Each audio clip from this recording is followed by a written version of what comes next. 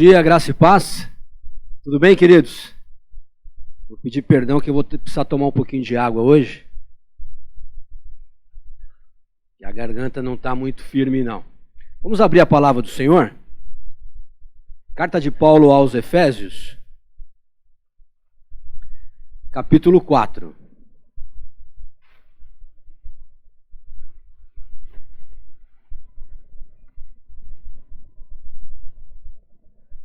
Efésios capítulo 4.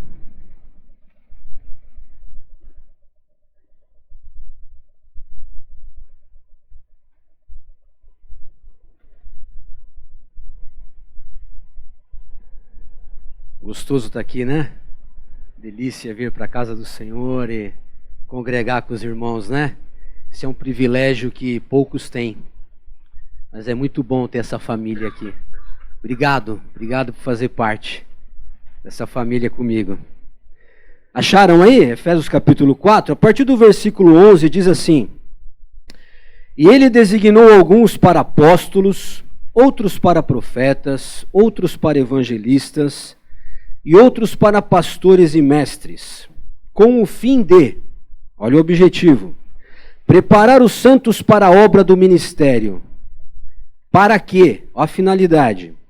Para que o corpo de Cristo seja edificado, até que, olha o tempo, até que todos alcancemos a unidade da fé e do conhecimento do Filho de Deus, e cheguemos à maturidade, atingindo a medida da plenitude de Cristo, ou, na Almeida, a estatura do varão perfeito.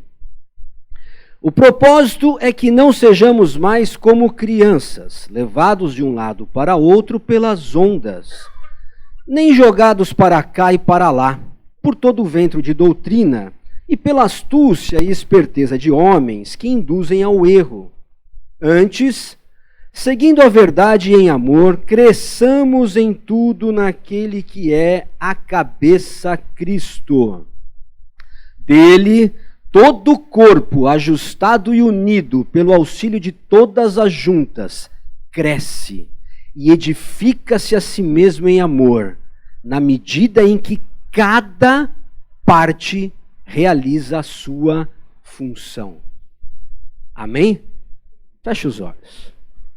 Deus amado, obrigado pela Tua palavra, Senhor. Ela tem sido o nosso alicerce. Tua palavra, Senhor, é a verdade que alcançou os nossos corações. E hoje, se nós temos uma nova vida, é porque o Senhor Jesus nos ama. Obrigado, Deus. Fala conosco nesta manhã. Prepara os nossos corações agora, para recebermos, Senhor, a Tua mensagem, a Tua direção. Tira toda a distração, Senhor, em nome de Jesus. Te agradecemos. Amém, Senhor. Vou colocar, tem uma apresentação aí. Muito bem.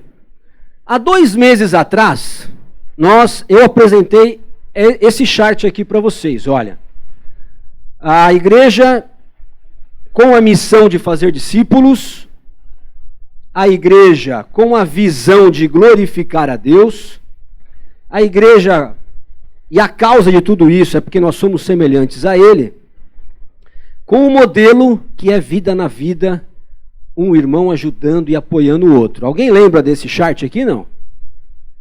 Ixi, ninguém.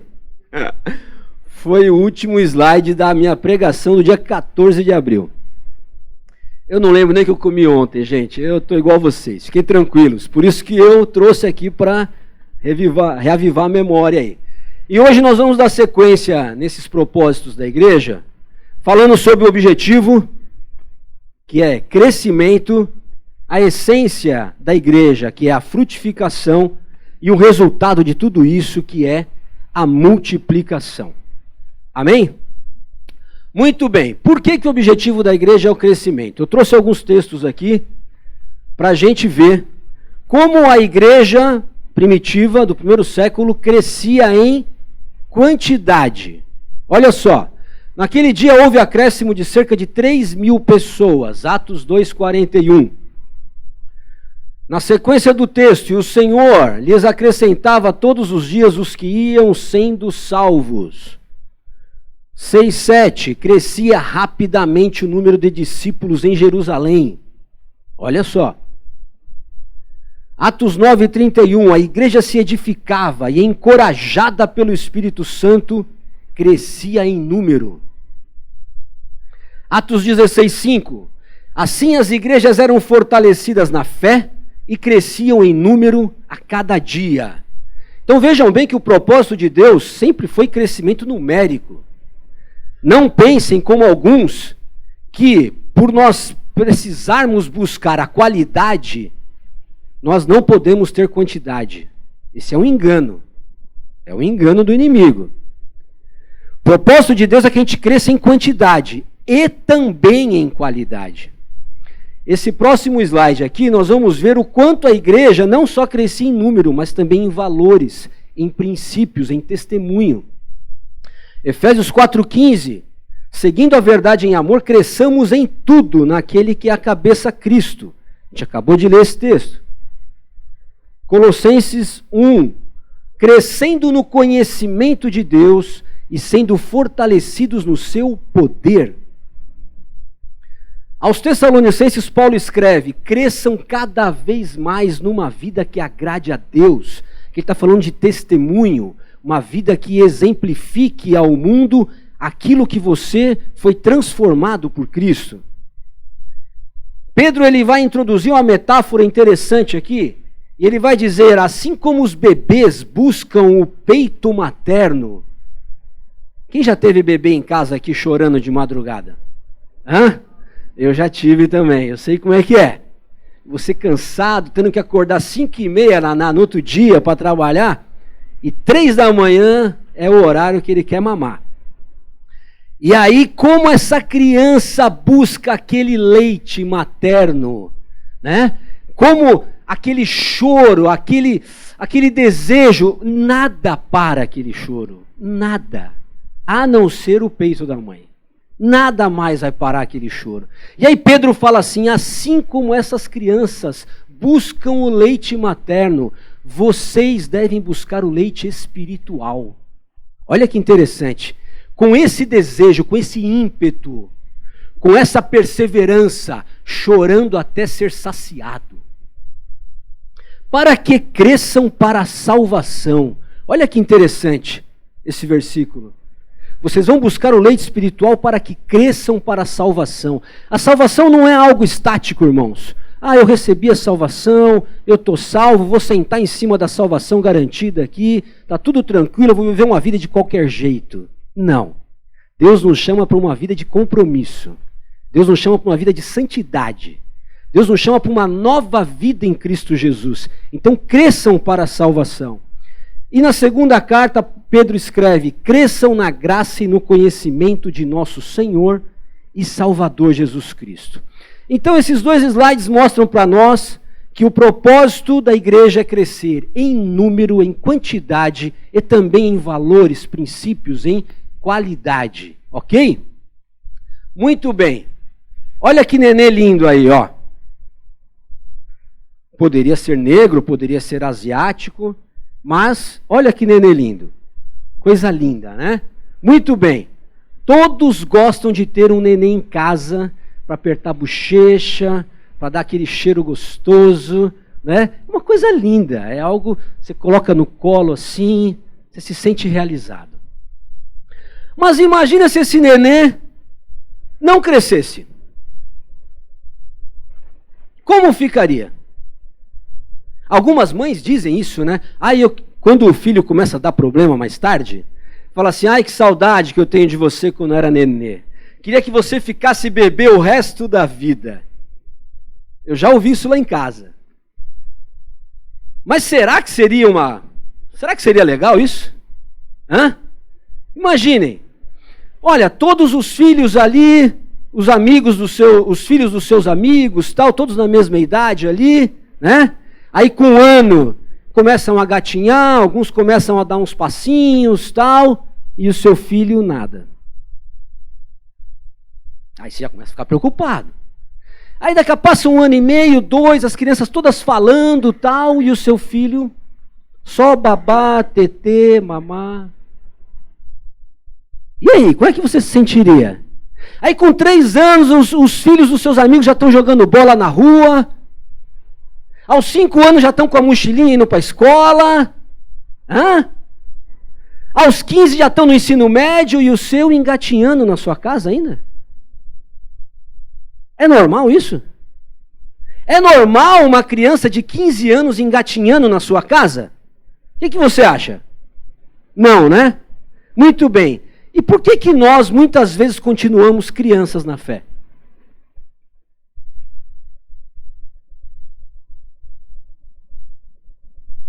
A gente precisa pensar nisso. Por que a gente fica 1 ano, 2, 3, 4, 5, 10, 15 anos na fé, na igreja e continua um bebê?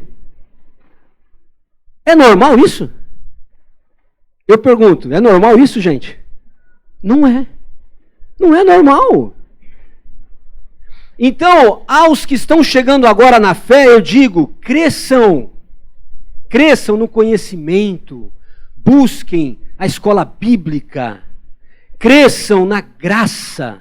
Busquem ter um relacionamento com Deus. Cresçam na fé. Convivam com pessoas que já têm uma experiência de fé viva, poderosa, um testemunho de uma vida transformada. Busquem pessoas, busquem a Deus, busquem a palavra, busquem os pastores, busquem professores, mas não fiquem parados, cresçam. E aos que já têm um certo tempo, ainda há tempo para você. Continue, comece agora a crescer. Enquanto Jesus não voltar para você ou para mim, há tempo de crescimento. Esse é o plano de Deus. Por isso é que a gente precisa pegar aqui todas as etapas do nosso crescimento. A gente não pode ficar parado em nenhuma dessas etapas aqui. A não ser que o Senhor Jesus nos chame antes. Mas o objetivo de Deus é que a gente comece aqui e termine aqui. Não com a bengala, né? Vamos fazer um exercício físico, vamos comer melhor, tomar bastante água. Talvez a gente não precise, ou talvez precise. Muito bem. Muito bem, eu trouxe aqui para vocês 3 fotos aqui, olha, de construções inacabadas. Por quê? O que é isso daí? É que a palavra de Deus fala que a nossa vida também é um edifício que está sendo construído. A igreja é um edifício que está sendo construído. E se nós não dermos crescimento nessa construção, se nós não evoluirmos, se nós não colocarmos um tijolinho a cada dia, se nós não colocarmos as paredes, vai ficar assim, só com coluna. Talvez eu até coloque as paredes, mas olha, não tem telhado. Talvez eu até ponha o 2º andar, mas eu também não acabei. Essa casa aqui, olha, não pode ser o reflexo da nossa vida espiritual. Como o Espírito Santo de Deus vai habitar numa casa inacabada? Claro que nós não vamos nunca chegar à estatura do varão perfeito, como nós lemos aqui, nós lemos, até que Cristo realmente volte e nos glorifique. Mas nós precisamos todos os dias colocar um tijolinho aqui. Nós precisamos avançar. Seria muito ruim para nós se a nossa vida espiritual tivesse esse cenário de escombro. Uma casa inacabada, ela fica inabitável. Ninguém consegue morar num cenário desse. Então pensem nisso. Como está a construção da sua casa espiritual? Como está a construção das suas paredes, dos seus tijolos, do seu telhado? Será que a sua casa está sem janela? Pensem nisso. Crescimento espiritual. Para que a gente saia de bebê para pessoas maduras e a gente comece a construção da nossa casa e continue avançando com ela. Um dia você coloca o azulejo, outro dia você coloca o piso, de preferência laminado, né? Compra uma janela bem bacana, escolhe um telhadinho legal. O propósito de Deus é que nós cresçamos, tanto pessoalmente como em corpo, como igreja, ok? Olha o que o autor de Hebreus vai falar lá. Exatamente isso. Depois de tanto tempo, vocês já deviam ser mestres. Mas ainda precisam de alguém que lhes ensine as primeiras lições dos ensinamentos de Deus. Em vez de alimento sólido, vocês ainda precisam de leite? E quem precisa de leite ainda é criança e não tem nenhuma experiência para saber o que está certo ou errado. Percebam? Então nós vamos ver que sem crescimento nós continuamos imaturos, inocentes e irresponsáveis. Porque a pessoa que não sabe o que é certo e o que é errado, ela se torna um irresponsável.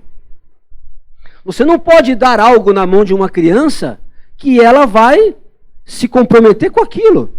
Talvez o seu filho de 12 anos já seja apaixonado por moto, mas dificilmente você vai dar uma moto para ele, porque ele vai se matar. Então tudo tem o seu tempo certo.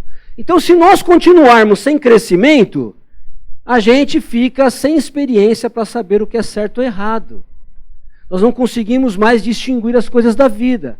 É por isso que tem muito crente que ainda consulta sites pornográficos, por exemplo.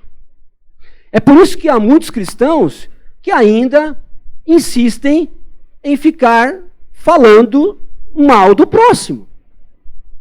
É por isso que há muitos cristãos que ainda mentem e quebram seus relacionamentos, seus contratos, a sua palavra. Porque são imaturos. Eles não sabem o que é certo e o que é errado. Não cresceram na fé e continuam a brincar com o mal. Continuam na roda das piadas profanas, achando que não tem nada demais. E esse é um problema seríssimo. Porque o inimigo, ele vem sorrateiramente. Então, quando nós não crescemos, nós não conseguimos distinguir o que é certo e o que é errado. E esse é um perigo muito grande. Paulo, ele fala que o cristão, aliás, antes de ser cristão, ele é natural. E nós temos que sair de um homem carnal para um homem espiritual. Então, nós temos que avançar. Outra forma de nós vermos isso é que quando eu começo a minha escada cristã, eu penso que eu sou. Mas eu vou caminhando com Deus, eu vou entendendo que na verdade eu não sou. Eu não sou nada. E aí eu preciso caminhar mais um pouco para entender que quem é tudo é Ele. Deus é tudo. Isso é um crescimento, é uma escada, é uma evolução. E eu gostei muito dessa foto aqui, que vai brincar, né, com a ironia de Darwin, que fala lá que o homem sai de um macaco prostrado para um homem erectus, né? E aqui é o contrário, né? A evolução cristã é exatamente o contrário. O homem chega diante de Deus de pé, mas na verdade como ele vai evoluindo na sua vida cristã, ele vai se rendendo a Cristo. Ele vai se rendendo a Deus. Essa daqui é a evolução que Deus projeta para a sua vida e para a minha, queridos. Rendição total. Amém? Então esse foi o texto que nós lemos aqui, e eu trouxe essa foto dessa parede para vocês entenderem que esse crescimento aqui do corpo, que Paulo escreve em Efésios, ele é totalmente possível. Mas nós precisamos entender que cada tijolo é de um jeito. Percebam? Tem um mais claro, tem um mais escuro, tem um pontiagudo, tem um pequeno, tem um maior. Nós somos assim, cada um de um jeito. Mas quando nós crescemos, e aí o final do texto é interessante, né? Na medida em que cada parte realiza a sua função. Nós lemos aqui, né? Então, se cada tijolo estiver no seu lugar certo, exercendo o dom que Deus te deu, crescendo nos talentos que Ele te deu, e serviço é sinal de crescimento, né?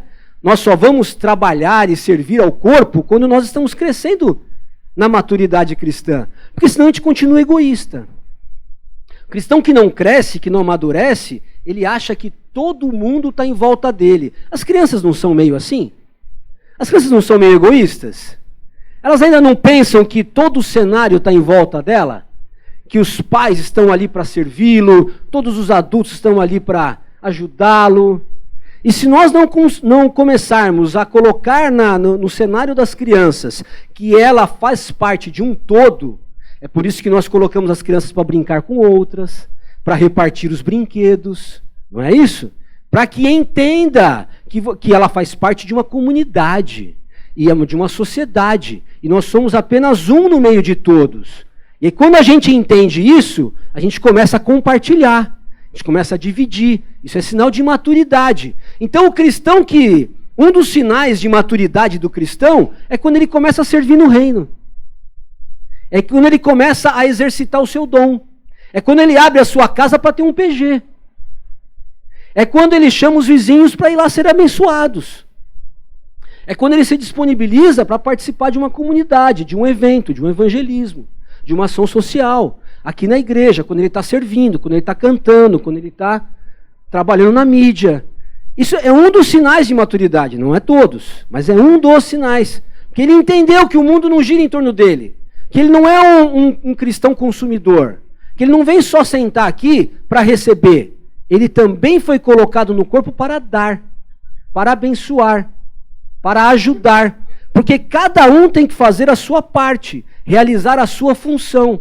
Então, se há cristãos que não estão executando o seu serviço, o seu ministério, o talento e o dom que Deus te deu, você está sendo carregado por outros. É um peso para o restante. A comunidade está avançando, a igreja está crescendo, todo mundo está evoluindo, e você não está exercitando o seu dom. Então alguém está te carregando. As crianças a gente precisa carregar no colo, né? Mas depois que cresce tem que andar sozinho. E os cristãos também. Tem que avançar. Muito bem. Mas crescimento não é tudo. É importante que o crescimento venha com frutificação. É possível crescer sem frutos? É. Essa árvore aqui, ela está bem grande, ó. Só que ela não está dando frutos, porque ela está cheia de espinhos. Este é o cenário que Jesus fala lá na parábola do semeador. E ele fala o seguinte, olha, eram 4 sementes, né? Vocês lembram, né? Mateus 13, aqui eu trouxe o texto, acho que de Marcos, se eu não me engano. Marcos 4, fala sobre a parábola do semeador. E todo mundo já sabe, a primeira semente que o semeador jogou, a ave veio e comeu. A segunda semente caiu, foi germinada, mas caiu num terreno superficial, não tinha profundidade, então a plantinha cresceu e logo morreu.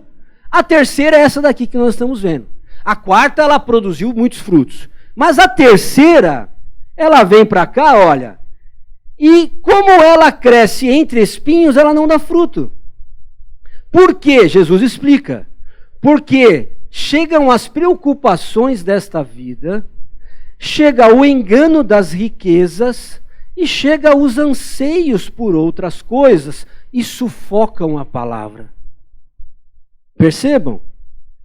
Então o crescimento ele pode acontecer sem frutificação. Isso é um outro problema que Cristo alerta aqui. Então veja bem, nós precisamos crescer, mas tome muito cuidado com as preocupações desta vida. Porque ela vai impedir que você frutifique, e eu também.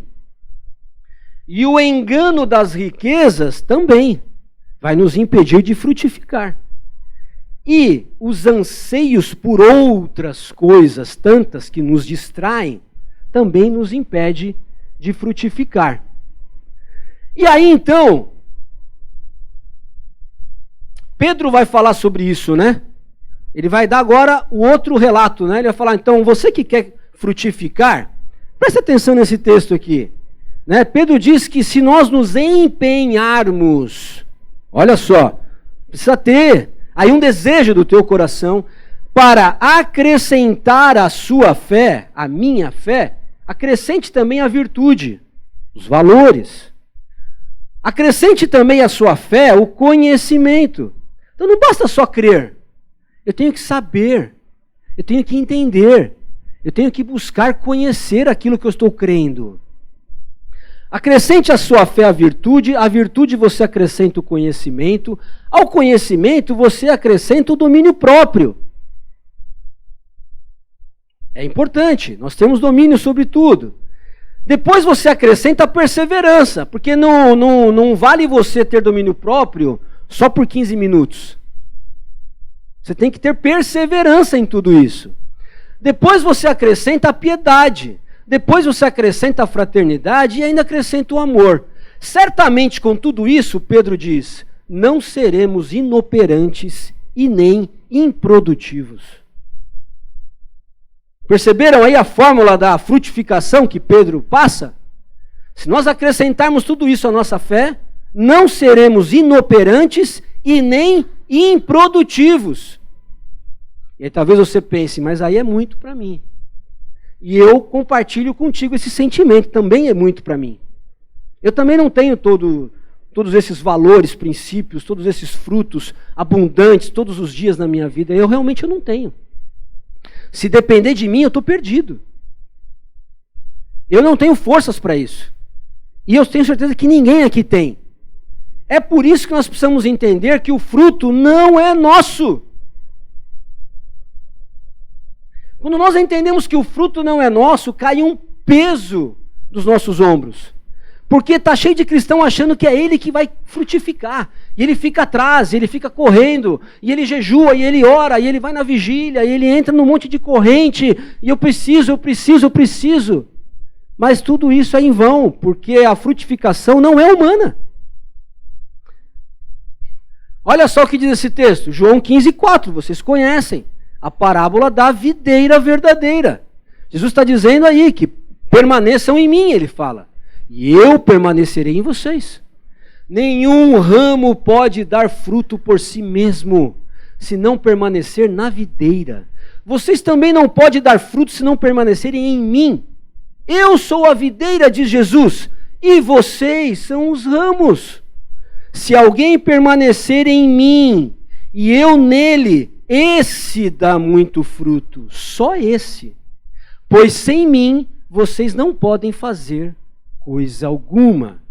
Então, quando nós conseguimos entender isso, que o nosso papel não é buscar resultado, performance, boas obras, não é isso. Por isso que eu coloquei que a frutificação é a essência do cristão. Faz parte da sua natureza. Sabe por quê? Porque nós estamos conectados na videira. A parte nossa é estar conectada. Se você estiver com Cristo, você é um ramo que automaticamente dará frutos. Porque essa árvore é muito frutífera. Cristo está intensamente frutificando na sua igreja e em nós. Basta nós estarmos ligados nele. O papel do cristão é apenas estar conectado na videira. E aí a frutificação é a essência da árvore. Ela tem que dar frutos, porque Cristo é vida. E nós reforçamos tudo isso quando a gente entende lá o texto de Gálatas. Ele vai dizer, o fruto é meu, o fruto é do Espírito Santo. O fruto é seu? Pergunta, o fruto é nosso? Não. O fruto é de quem? O fruto é do Espírito, amor, alegria, paz, paciência, amabilidade, bondade, fidelidade, mansidão, domínio próprio. São vários gomos deste fruto do Espírito que Deus quer que cada um de nós tenha abundante. Porque a vida do Senhor é uma vida abundante, queridos. Não é uma vida assim, de qualquer jeito. O que Cristo prometeu para nós é uma vida que o mundo não tem. Quando Deus promete essa paz aqui, olha, é a paz que o mundo não tem. Por isso, meu querido, se você vive muito ansioso, tomando ansiolíticos, preocupado com o amanhã, exageradamente preocupado, sem dormir, com insônia, tem alguma coisa errada. esse fruto aqui, ó, não está sendo presente na tua vida. A paz que Deus nos promete é a paz que o mundo não tem. É uma paz sobrenatural. De forma que você consegue ficar em paz no meio das guerras da vida. É isso que Deus tem para mim e para você. É isso que Deus tem para nós. Basta estarmos conectados. Ok? E o resultado de tudo isso, do crescimento, da frutificação, obviamente, nós vamos multiplicar. A multiplicação é o resultado dessa fórmula toda. Não tem como não ser diferente. Quando Deus faz o homem e a mulher, lá em Gênesis 1:28, ele fala o quê? Multipliquem-se. Depois, nós temos um pequeno desvio, né, no caminho, o dilúvio entra, a humanidade é destruída, mas Deus preserva uma família. Noé, um homem e a sua família. E ele fala o que para Noé depois? Multipliquem-se. Depois ele tem um chamado para um homem. Percebam que Deus não tem um chamado para um povo, como alguns pensam. Ah, Deus escolheu os judeus. Não, Deus escolheu um homem. Deus escolheu Abraão. E o povo é resultado dessa aliança. E aí ele chega para Abraão e fala: Abraão, olha para o céu, você consegue contar as estrelas aí? Naquela época eu imagino que o céu fosse limpo, né? Não poluído como é o nosso aqui de São Paulo, que a gente não está conseguindo contar mais estrela nenhuma. Olha as areias aí, os grãos de areia, aí você consegue contar? Então eu te digo que assim será a tua descendência, eu vou te multiplicar. E aí depois, perdão, vamos voltar aqui. Aguarda.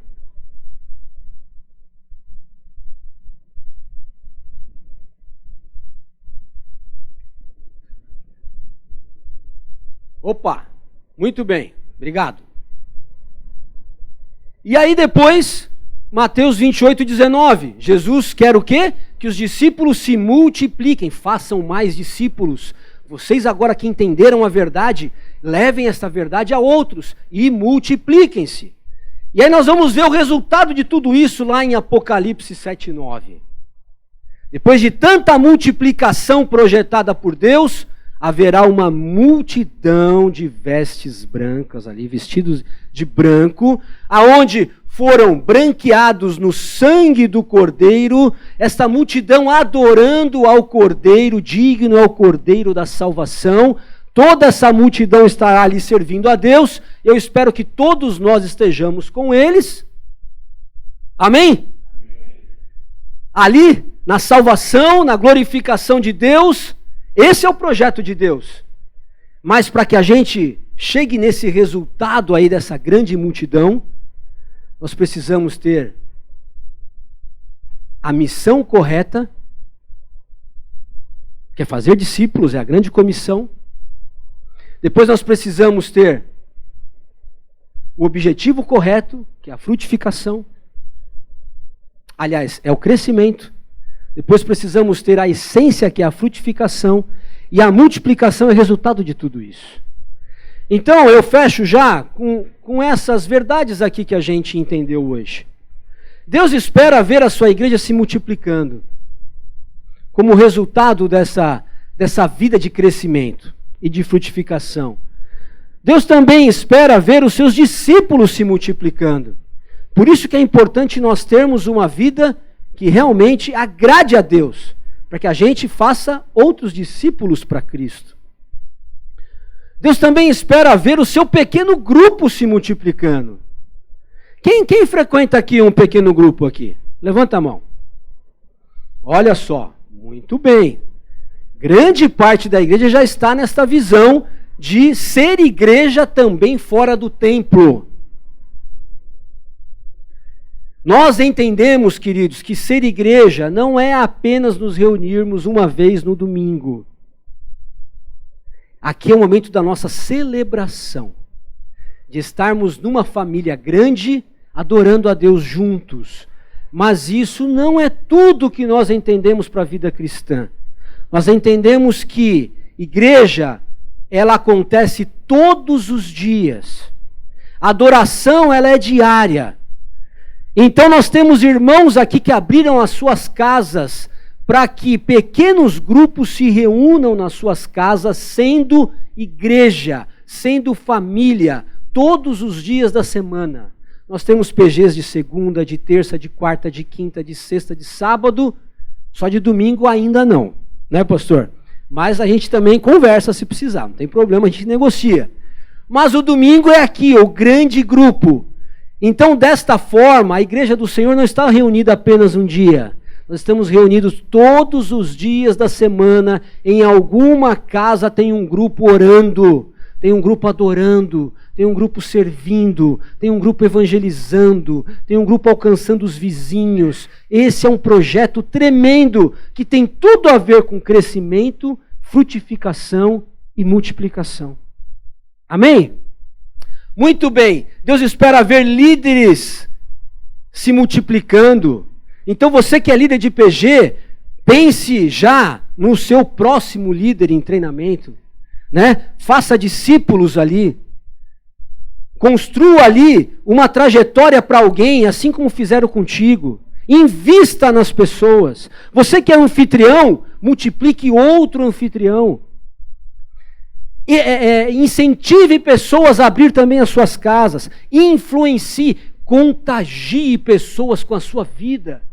Fala, é muito bom abrir minha casa aqui, Deus tem me abençoado, minha família tem sido enriquecida, nós temos aprendido muito com o Senhor aqui, por isso abra também na tua casa. Então, esse é um formato tremendo. A multiplicação, então, é o resultado de uma vida cristã alinhada ao projeto de Deus para a sua vida. Sabe por quê? Porque o nosso Deus, perdão, está em vermelho aí, acho que não deu para ler, né? O nosso Deus, está dizendo aqui que o nosso Deus não é um Deus de estagnação. O nosso Deus é um Deus de crescente criatividade e produção. Nosso Deus é um Deus que não para. Jesus falou sobre isso. O meu Pai trabalha até hoje, o meu Pai não parou e eu também não paro. Eu também estou trabalhando. E Ele espera que nós também estejamos na mesma pegada. Se nós ficarmos estagnados, seremos inoperantes e improdutivos. Mas se entendermos a visão de Deus, juntos com Ele, cresceremos, frutificaremos e multiplicaremos. Amém? Vamos fechar os olhos, queridos, vamos agradecer a Deus. Senhor amado, obrigado pela Tua palavra, Deus. Obrigado porque ela nos incomoda, e ela nos confronta, e ela nos tira da nossa zona de conforto. É para isso que estamos aqui, Senhor, para sermos corrigidos, para sermos incentivados, para sermos animados, fortalecidos por Ti. Que o Teu povo, Senhor, entenda, Deus, o quão é importante, Senhor, nós estarmos ligados e conectados contigo, para que todo esse crescimento, frutificação e multiplicação, que são Tuas, aconteçam também em nossas vidas. Que nós possamos ser, Senhor, a expressão ao mundo da Tua glória, da Tua graça, do Teu amor e do Teu poder. Em nome de Jesus, nos desperta. Nos tira, Senhor, da nossa zona de conforto. Nos tira da estagnação. Senhor, que a gente esteja incomodado para crescer a cada dia, para frutificar os Teus frutos, Pai. E para multiplicar, Senhor, a Tua graça e o Teu amor aos homens. Em nome de Jesus, Senhor, levanta um povo forte, um povo ousado, um povo poderoso, um povo que honra, Senhor, ser chamado de cristão, porque entendeu o Teu chamado e está, Senhor, conectado na videira. Em nome do Teu Filho Jesus, te agradecemos. Amém, Senhor.